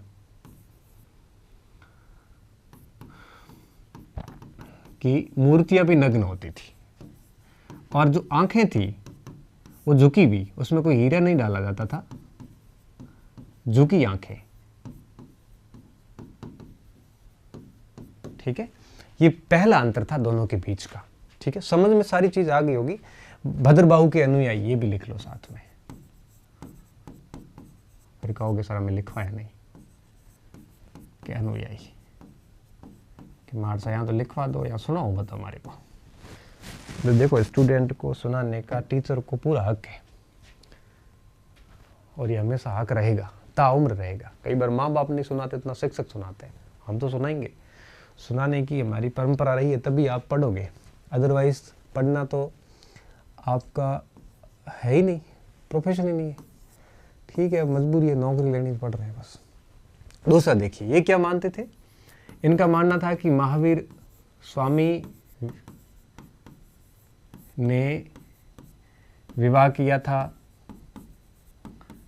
और वो देवनंदा से त्रिशला के गोद में ट्रांसफर हुए, ये बात मैं बता चुका हूं। अर्णोजा पुत्री थी, ठीक है? पुत्री थी, ये सारी बातें ये करते हैं। ये क्या कहते हैं? इन्होंने सारी कहानी खत्म कर दी, अविवाहित थे। ये क्या मानते हैं कि महावीर स्वामी अविवाहित थे। इससे ये पता चलता है कि जो श्वेतांबर थे, उनका ये मानना था कि केवलिन बनने के लिए विवाह नहीं करना चाहिए।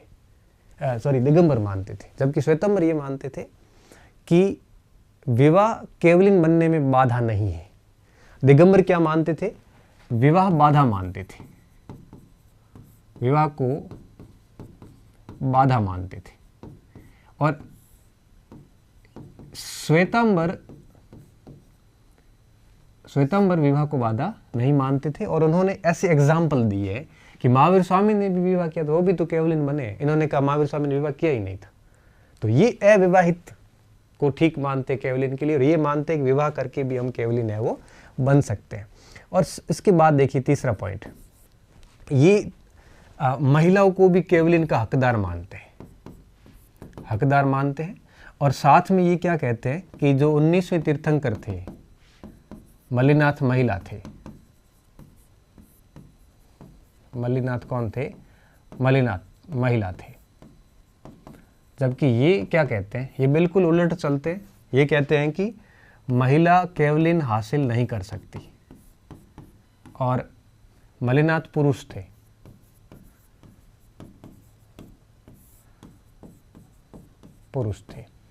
ठीक है, ये बात।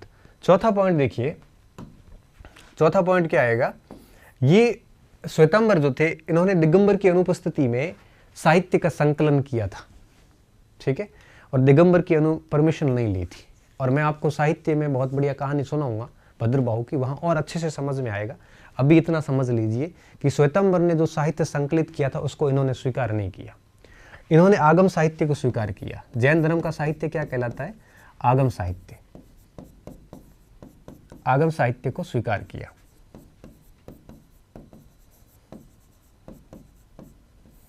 क्या कहा था कि 11 अंग मान्य। जैन धर्म में विद्यार्थियों 12 अंग है टोटल। 12 अंग में से एक अंग था लास्ट, जिसका नाम था दृष्टिवाद। उस दृष्टिवाद अंग केवल भद्रबाहु को याद था, हालांकि इंद्रभूति को भी था, लेकिन वो भी चले गए थे। तो जब भद्रबाहु को याद था, भद्रबाहु किसी भी समिति में भाग लेने नहीं आए, तो उनकी अनुपस्थिति में आपने उनके ज्ञान को कैसे संकलित कर लिया। इसलिए हम जैन साहित्य को स्वीकार नहीं करते, आगम साहित्य को स्वीकार नहीं करते। क्यों नहीं करते? क्योंकि दृष्टिवाद तो आया ही नहीं अंदर, 12 अंग थे। तो इन्होंने कहा कि 12 अंगों में से 12वां अंग भली मत आया हो, लेकिन 11 अंगों का हमने संकलन कर लिया है। तो ये लोग क्या कहते हैं? ये कहते हैं आगम साहित्य को स्वीकारा, 11 अंग मान्य, महज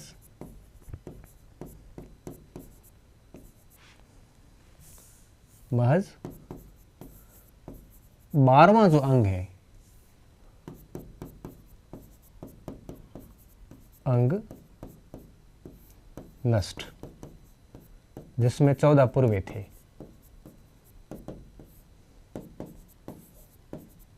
पूर्वे क्या है मैं आपको साहित्य में समझाऊंगा, ठीक है।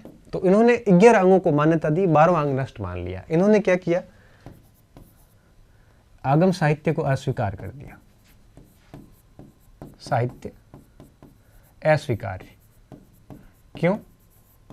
इन्होंने तो ये 12 अंग अस्वीकार किए।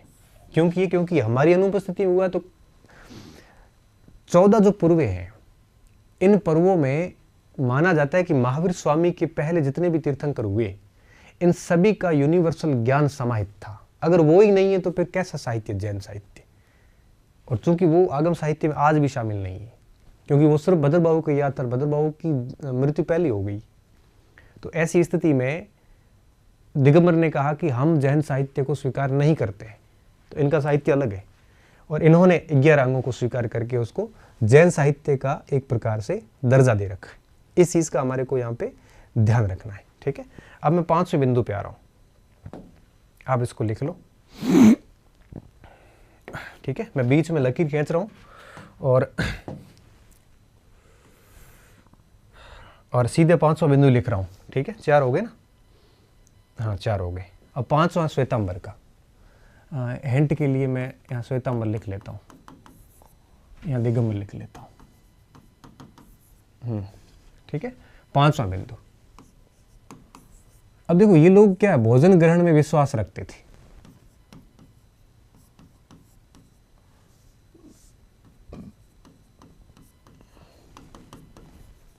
विश्वास। और इनका मानना था कि साधु जो है या जो भी भिक्षु है, वो एक कोई भी जैन 14 वस्तु अपने पास रख सकता है। वस्तुएं अपने पास रख सकता है, पास रख सकता है, वस्तु अपने पास रख सकता है, ठीक है। ये क्या कहते हैं? ये कहते हैं कि एक जैन संत को पंख जगह साफ करने के लिए और ब्रश के अलावा मुंह साफ करने के लिए कुछ भी पास नहीं रखना।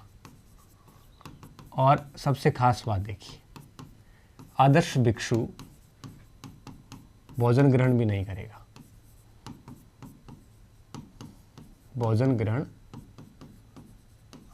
नहीं करेगा। आदर्श भिक्षु भोजन ग्रहण नहीं करेगा। और ये क्या कहते थे? भोजन ग्रहण करेगा, और 14 भोजन ग्रहण करेगा तो 14 अवस्था अपने आप ही साथ में आ जाएगी, ऐसा श्वेतांबर मानते थे। इन्होंने जो तीर्थंकरों का जीवन चरित्र लिखा, का जीवन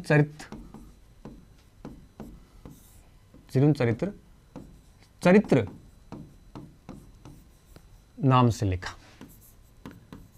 पार्श्वनाथ चरित्र, महावीर चरित्र, इस टाइप से नाम से लिखा, नाम से लिखा। और इन्होंने कैसे लिखा है? इन्होंने लिखा है पुराण नाम से, महावीर पुराण, पार्श्वनाथ पुराणोस नाम से। ठीक है, ये बात होगी। अब अपन 8वें अंतर पे आते हैं। अब इनके जो सन्यासी थे, साधु थे, उनके कई सारे नाम पड़े। साधुओं के भिन्न भिन्न नाम, भिन्न भिन्न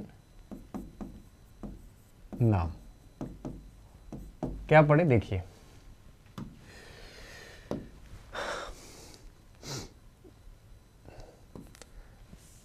एक मिनट। जति,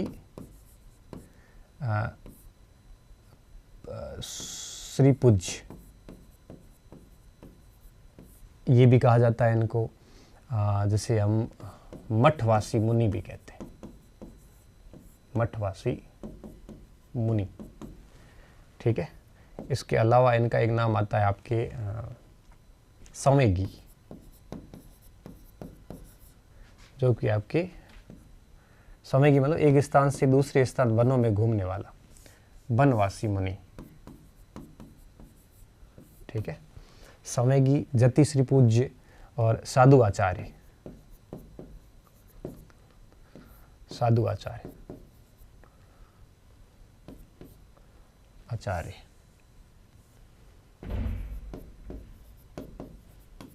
ठीक है, अब इनके नाम क्या पड़े? क्षुल्लक, ऐलक,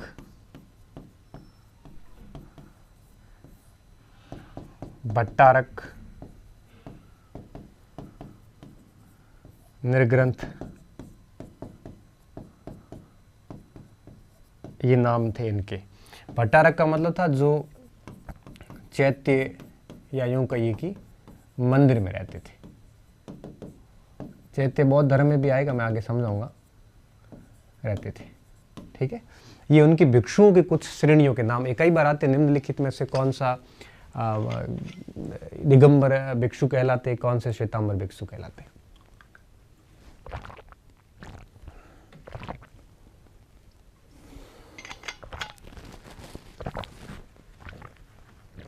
अब एक दो गंतर और बचे हैं। ठीक है, इसको आप लिख लो, गला बैठ जाता है।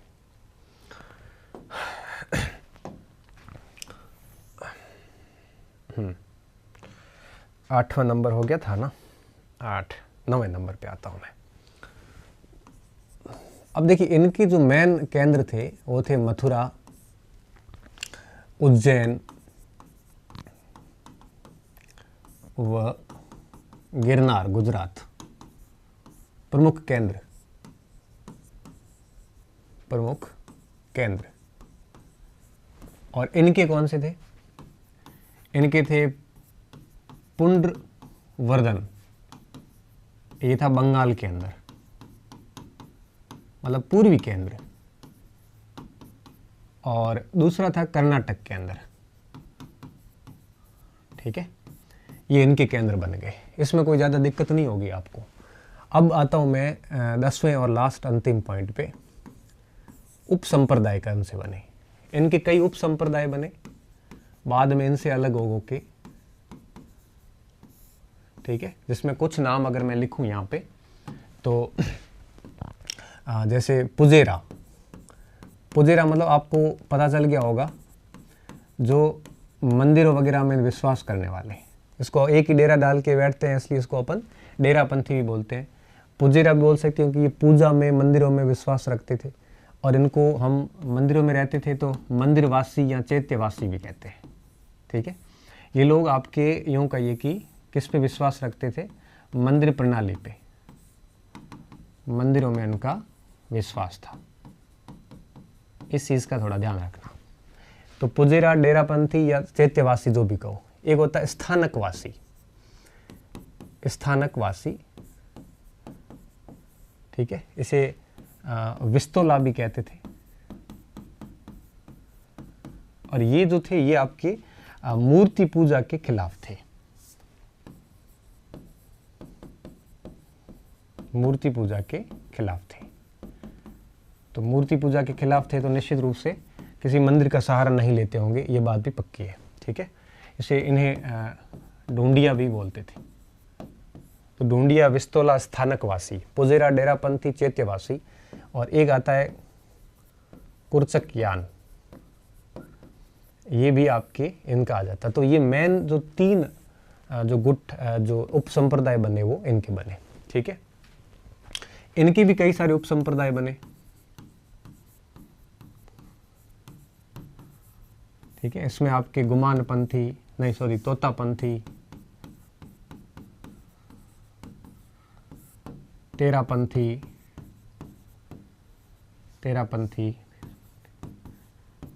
और गुमानपंथी, डेरापंथी नहीं है, डेरापंथी इधर गया, ये नाम बड़े कन्फ्यूजन है। तेरापंथी, गुमानपंथी,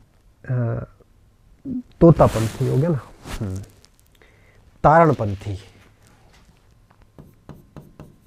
तारणपंथी और यापनीय, बीसपंथी,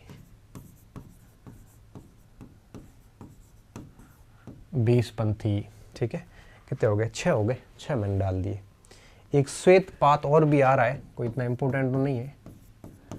अब जो नीचे की है ना, ये 3 यापनीय और ये 3, इनका भी कंफ्यूजन में है कि किस संप्रदाय से रिलेटेड थे, बट ये है कि यहाँ जैन के तो थे ही।